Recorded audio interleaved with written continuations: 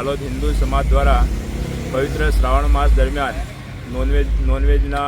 નોનવેજની દુકાનો, slaughter house, ગેરકાયદેસર કતલખાના તમામ બંધ રહે તે માટે નગરપાલિકા, મામલતદારશ્રી અને પીઆઈશ્રીને આવેદનપત્ર આપવામાં આવ્યું છે, જેમાં સાથે સાથે મીઠા ચોક વિસ્તારમાંથી ગેરકાયદે કતલખાનાથી નીકળતું વેસ્ટેજ ખુલ્લેઆમ લઈ જવામાં આવે છે, જે ખૂબ જ અત્યંત દુર્ગંધ મારે છે.